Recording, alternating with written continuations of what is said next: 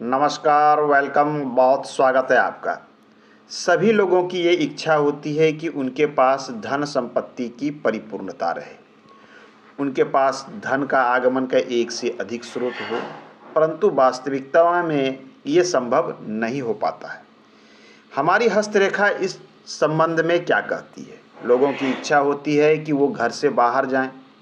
हमने देखा है कि समाज में बहुत लोग घर से बाहर गए हैं, अब बहुत अधिक संपत्ति को प्राप्त किया है, अच्छी और ऊंची सफलता उन्होंने प्राप्त की है। क्या प्रत्येक व्यक्ति घर से बाहर वर्क करके एक अच्छी सफलता को प्राप्त कर पाता है? इस संबंध में हमारी हथेली के इस क्षेत्र पर कुछ इंडिकेशन आपको देखने को मिलेंगे। इसी के संदर्भ में आज का हमारा अंक है। यह हमारा है शुक्र पर्वत क्षेत्र और ये हमारा है चंद्र पर्वत क्षेत्र और इसके मध्य में होता है ये हमारा केतु पर्वत क्षेत्र। इस संबंध में इंडिकेशन इन 3 पर्वतों पर मिलता है कि हमें घर से बाहर जानी चाहिए वर्क के लिए, या हम घर पर रह के अच्छा वर्क कर सकते हैं। तो हमारी लाइफ लाइन जो होती है ये है हमारी लाइफ लाइन, और लाइफ लाइन ये केतु के क्षेत्र पर इस प्रकार से पहुंचती है। यदि आपकी लाइफ लाइन केतु के क्षेत्र पर पहुंचने के बाद ऐसा प्रतीत हो कि ये 2 भागों में बट रहा है, इस प्रकार से भी बट सकता है, ये इस प्रकार से भी बट सकता है। 2 भागों में बटना एक इंडिकेशन होता है कि आप जो है घर से बाहर वर्क के लिए जा सकते हैं, और घर से बाहर जाकर आप यहाँ अच्छा खासा धन संपत्ति भी बना सकते हैं।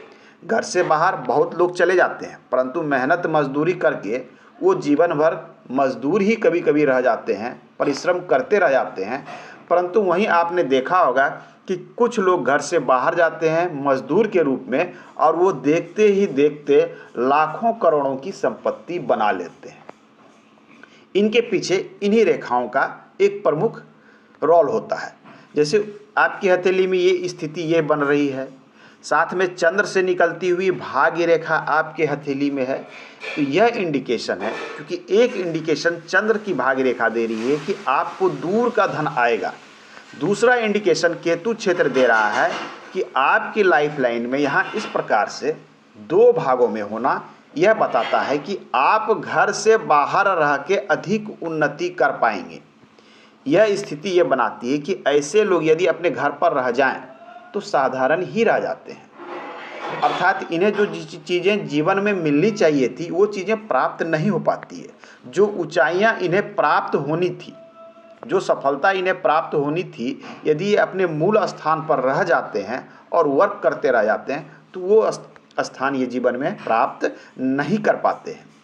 परंतु यही व्यक्ति, और अगर एक अच्छी भाग्य रेखा भी हो, तो ऐसे व्यक्ति यदि घर से बाहर चले जाते हैं तो ये अच्छी स्थिति को प्राप्त करते हैं, धन संपत्ति सब कुछ बना पाते हैं। तो आपको देखना है केतु पर्वत क्षेत्र। यहाँ पर केतु पर्वत की स्थिति भी महत्वपूर्ण होती है कि पर्वत शुभ हो तो इसके शुभ परिणाम आपको 100% अर्थात 100% आपको लाभ होने की स्थिति बनाएगा।